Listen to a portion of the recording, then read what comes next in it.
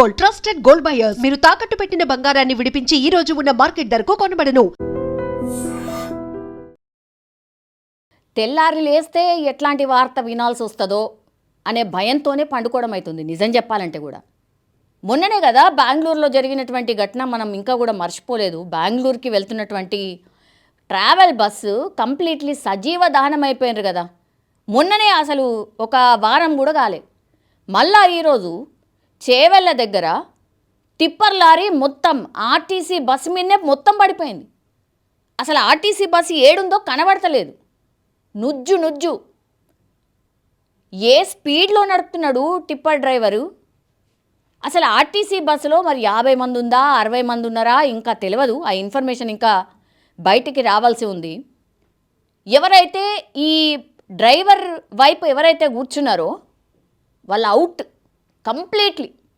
25 మంది చనిపోయినరు అని అంటే మీరు ఇమాజిన్ చేసుకోండి ఏ స్పీడ్లో వచ్చి ఆ టిప్పర్ లారీ ఢీకొట్టుంటుంది ఆ ఆర్టీసీ బస్సుని. పాపము ఈ ఆర్టీసీకి సంబంధించిన డ్రైవరు అట్లాగే ఈ టిప్పర్ ఎవరైతే నడుపుతున్నాడో నుజ్జు అయిపోయిండో అలా ఇరుక్కుపోయిండు కంప్లీట్లీ. మళ్ళా చిన్న లారీ కూడా కాదు, మీరు చూడండి ఆ విజువల్లో కూడా మీకు క్లియర్ కట్గా కనబడుతుంది. పెద్ద లారీ. చాలామంది స్థానికులు ఒకటి చెప్తున్నారు, ఈ రోడ్డు అత్యంత దరిద్రంగా ఉంది, చెండాలంగా ఉంది, ఎన్నిసార్లు కంప్లైంట్ చేసినా కూడా ఏం మాట్లాడతలేరు, చర్యలు తీసుకుంటలేరు, మొత్తం గుంతలమయం ఉంది రోడ్లన్నీ కూడా. ఎందుకుండది?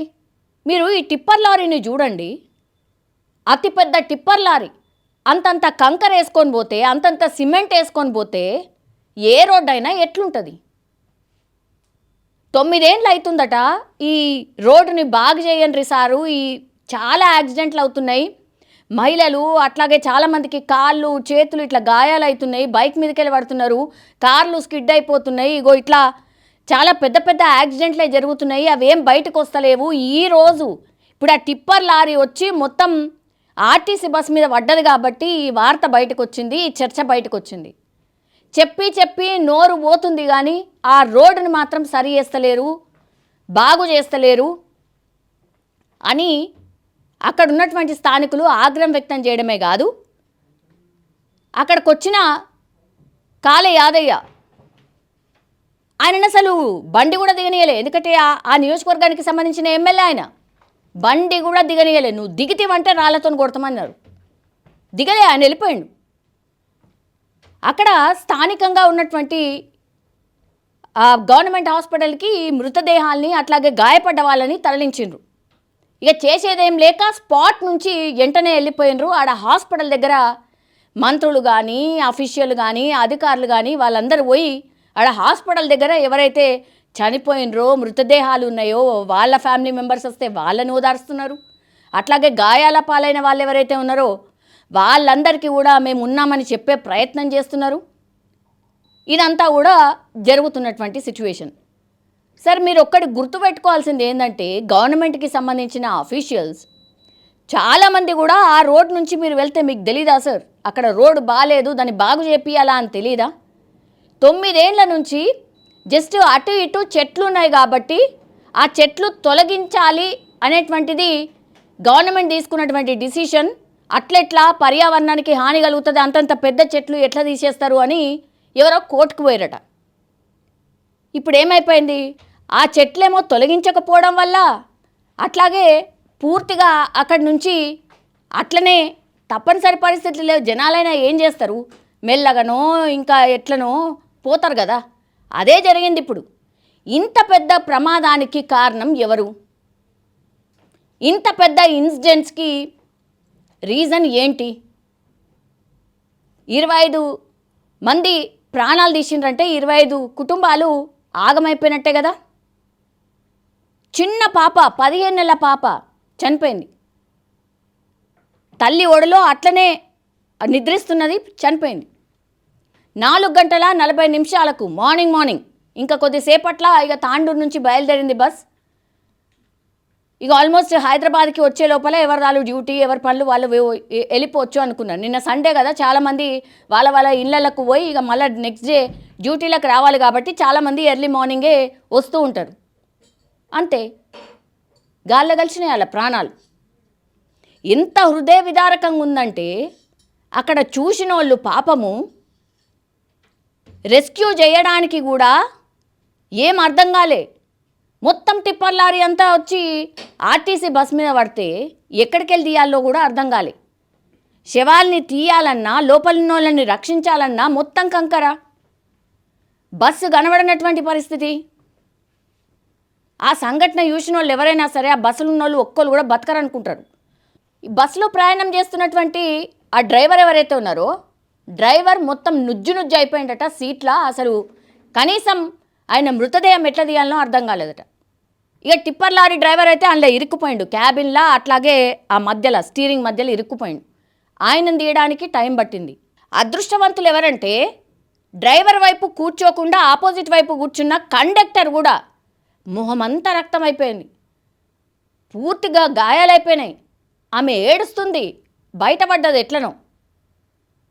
సో ఇటు సైడ్ కూర్చున్న వాళ్ళందరూ బయటపడ్డారు, డ్రైవర్ సైడ్ కూర్చున్న వాళ్ళు లాస్ట్ సీట్ తప్పించి మిగతా అన్ని సీట్లు ఇద్దరిద్దరు కూర్చునే సీట్లు మొత్తం మటాష్. ఎవరు ఒక్కరు కూడా బతకలే. క్షతగాత్రులు ఎవరైతే ఉన్నారో వాళ్ళందరినీ కూడా ఇప్పుడు హాస్పిటల్లో ట్రీట్మెంట్ తీసుకుంటున్నారు. అందులో కొంతమంది పరిస్థితి విషమంగా ఉంది. మన దగ్గర ఉన్నటువంటి లిస్ట్ ప్రకారం దస్తగిరి బాబా బస్సు డ్రైవర్ పాపం, బస్సు డ్రైవర్ తప్పేమి లేదు, ఆ టిప్పర్ అతివేగంగా వచ్చి ఢీకొట్టింది. దీంతో పూర్తిగా పాపం ఆ బస్సులో ప్రయాణిస్తున్న వాళ్ళందరూ కూడా చనిపోయిన పరిస్థితి.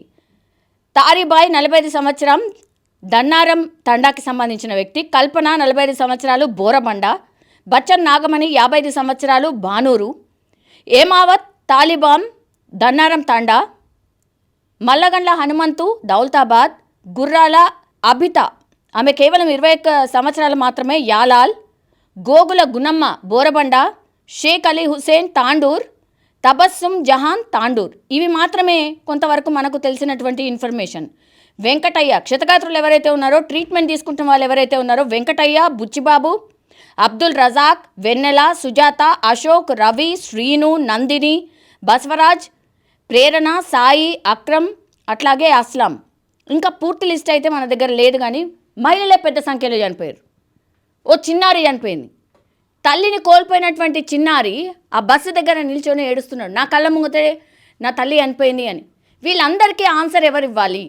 ఇట్లా అయితే ఆ టిప్పర్ లారీ అంతంత పెద్ద టిప్పర్ లారీలు జనాలు తిరిగే మధ్యలో టిప్పర్ లారీ ఎట్లా తిరుగుతుంది? అంత భయంకరమైన రోడ్లలో జనాలు ఎట్లా ప్రయాణించాలి సార్? ఒకసారి ఆలోచించండి. ఇప్పుడు మీరు వస్తే మిమ్మల్ని రాణిస్తలేరు, తిడుతున్నారు, ఎట్లా మరి? ఇంత భయంకరమైతే కనీసం అడుగుతే కూడా వాళ్ళని ఏదో సర్దుమణిగి అటు పక్క జరిగిపోండి అన్నట్టుగా ఉంది వ్యవహారం.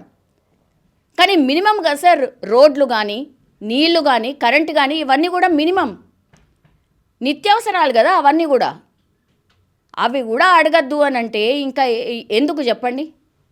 ఇట్లా ఇంకా ఎన్ని ఇన్సిడెంట్ల గురించి మాట్లాడుకోవాలి? ఇంకెంతమంది చావాలి? దారుణమిగా పాపం 25 కుటుంబాలు ఆగం, ట్రీట్మెంట్ తీసుకుంటున్న వాళ్ళ పరిస్థితి ఏందో తెలియదు. ఇట్లా ఎన్ని ఇన్సిడెంట్ల గురించి మాట్లాడితే మనం మారుతాం తెలియదు.